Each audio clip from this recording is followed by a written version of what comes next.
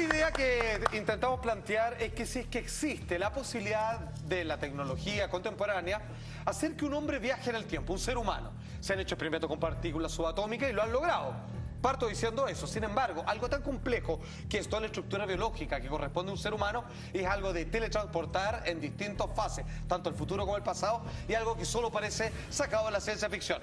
Pero hay varios antecedentes que parecen indicar que alguna vez esto ya se ha conseguido.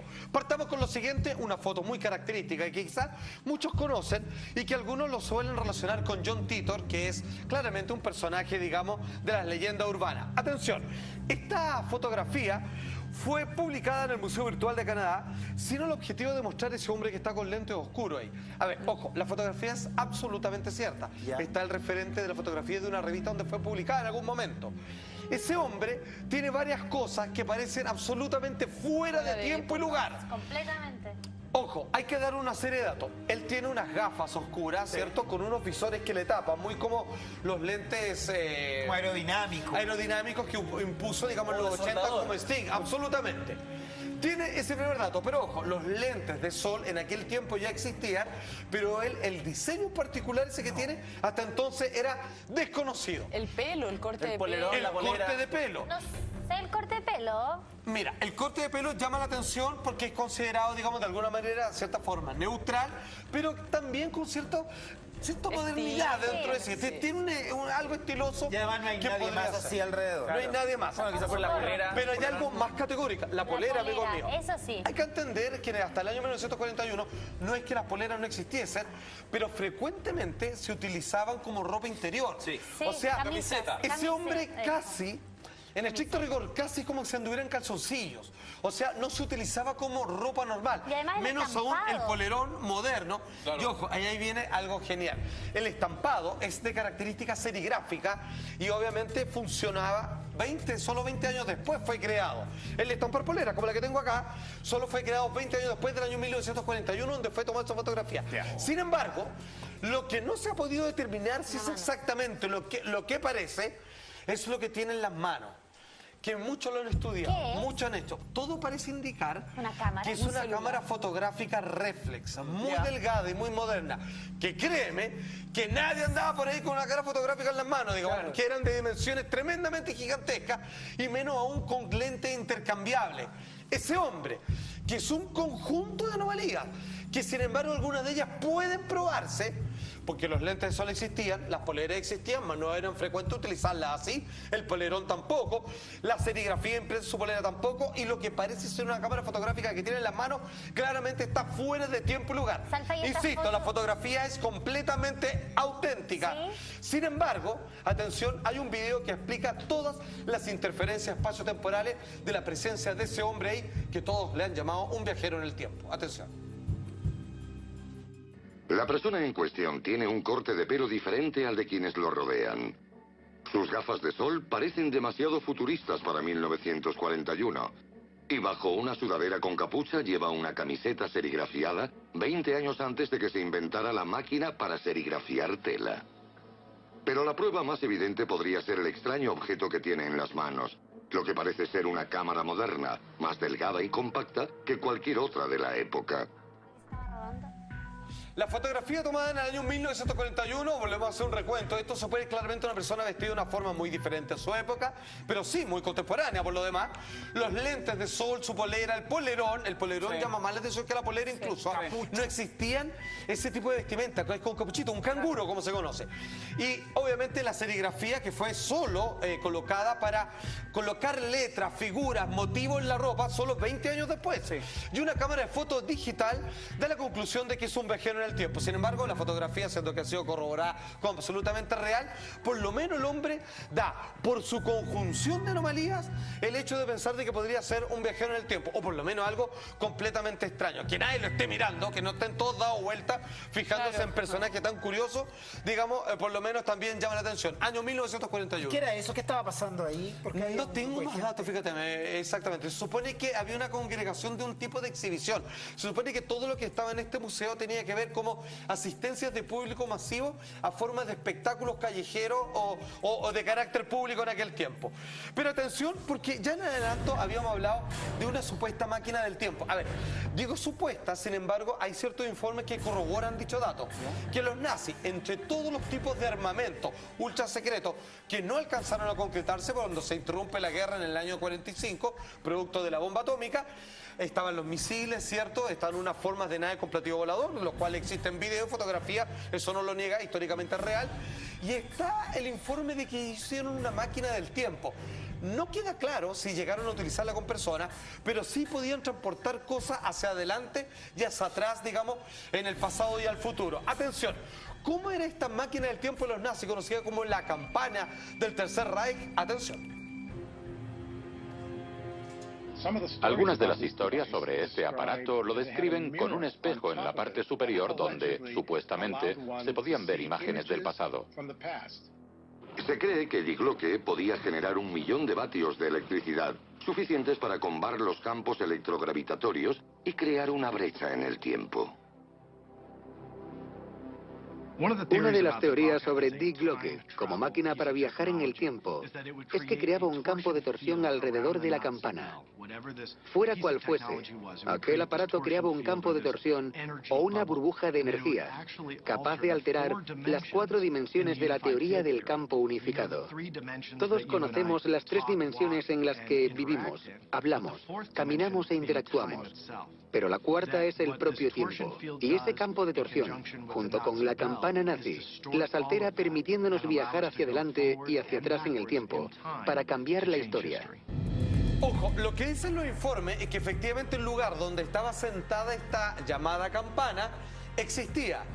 Ahí pudieron revisar informes y que supuestamente terminó en estos experimentos, murieron 5 científicos, se habla, no se sabe si realmente tuvieron éxito, pero la campana, que era el elemento principal de este establecimiento, no se encontró nunca hasta el día de hoy. Y obviamente si la encontraron, yo creo que le dieron otro uso, la guardaron o siguen experimentando con ella. Pero el caso es que no tenemos la absoluta certidumbre de si es que esto funcionó alguna vez, pero la intención detrás de este invento, que era poder viajar en el tiempo de parte de los nazis, estaba clara y precisa. Eso es lo que decían los planos, eso es lo que decía este lugar ultra secreto, y si ven la campana no estaba, esa era la función principal, como así ha sido descrito en las distintas bitácoras e informes de la Segunda Guerra Mundial. ¿Los nazis qué querían hacer?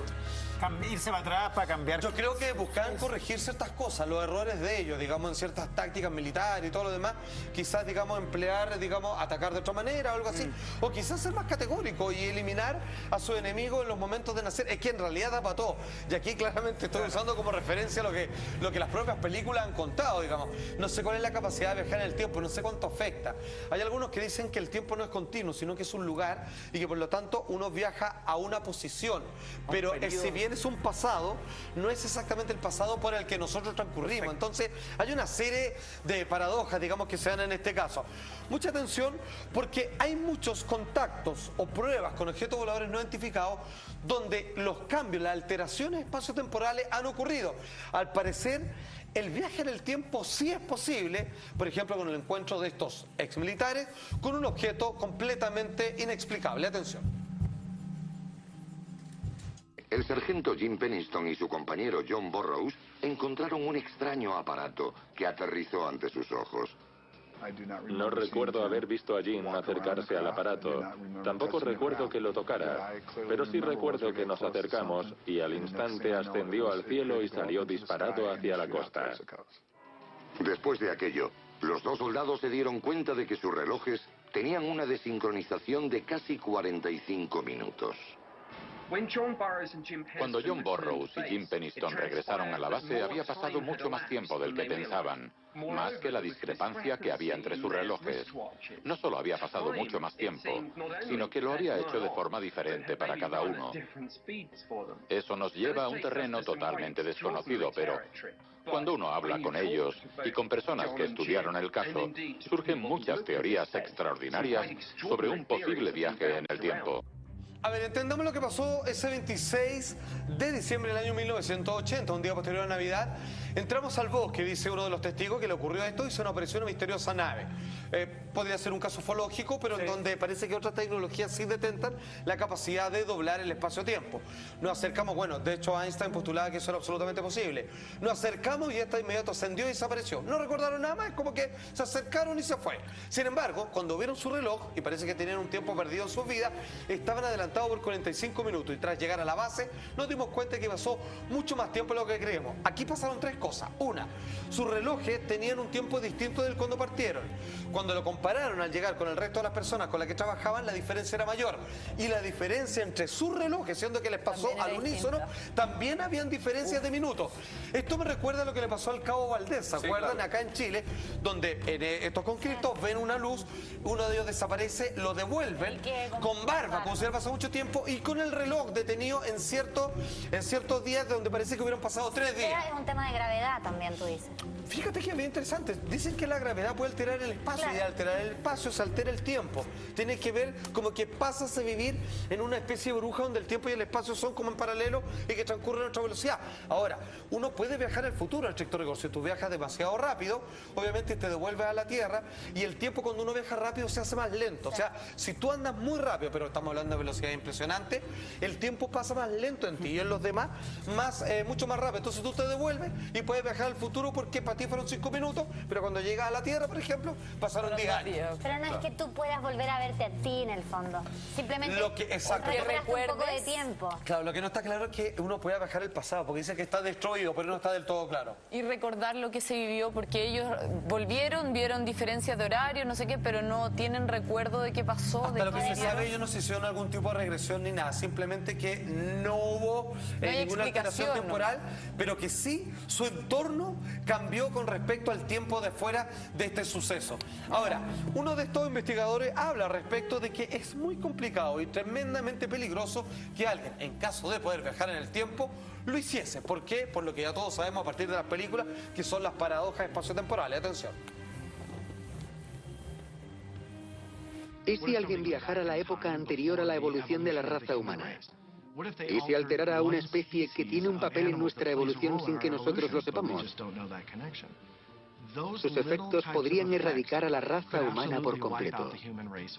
Puede que parezca descabellado, pero si lo pensamos, si tuviésemos la capacidad de viajar en el tiempo, esos pequeños cambios podrían borrarnos del mapa. O sea, en estricto rigor, es como, ¿cómo se puede entender si uno viaja al pasado y, por ejemplo, mata a sus propios padres antes de que fueran pololos, por ejemplo, o impide que se conozcan, como la película Volver al Futuro? Sí. ¿Cómo podría yo existir si mis padres nunca me concebieron? Entonces, se cortaría toda la cadena. Claro, se corta la cadena. Entonces, ¿qué pasa conmigo estando en el pasado? ¿Dejo de existir o simplemente fui un pasado paralelo que finalmente de ahí para adelante cambia, pero yo cuando regreso sigo regresando a mi mundo y mis padres siguen casados, siguen vivos y siguen recordando todo como fue? Eso no se sabe realmente cuál es el nivel de alteración, pero se puede esperar lo peor. De ahí es lo que viene el efecto mariposa, basado en el cuento de Ray Bradbury, El sonido del trueno, que alguien viaja al pasado, pisa por casualidad una mariposita en la prehistoria, y eso desencadena una cantidad de sucesos que al final el futuro es completamente diferente. Mucha atención, porque acá hay algo por lo bajo curioso. En el año 1972, un grupo de curas, clérigos de la Iglesia Católica, afirmaron que haciendo psicofonía les fue dictado la forma de cómo hacer una máquina que, capturando cierta frecuencia sonora, podían lograr leerlo como una imagen y que los fantasmas o alguna fuerza misteriosa les mandaba fotos históricas del pasado. De hecho, lograron fotografiar el rostro de Jesús, ellos lo afirman, son gente de fe, digamos, que no andan bromeando con esto, el rostro de Jesús en plena cruz. Ahí está, cuando esto saltó a la noticia mundial y que creó una polémica que incluso el Vaticano tuvo que intervenir para exigir explicaciones. Esto oscura, ¿qué era esto? Inventan una máquina capaz de fotografiar el pasado. Wow. Tenemos un pequeño adelanto, amigos míos, por favor, señor director. Un artilugio que, según sus creadores, era capaz de obtener imágenes y sonidos del pasado, basándose en un principio físico elemental. La energía no se crea ni se destruye, solo se transforma.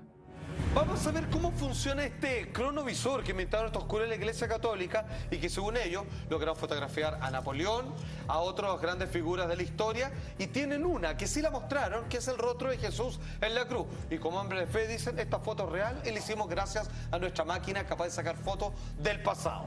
Que habían realizado diversas pruebas para constatar el éxito de la máquina.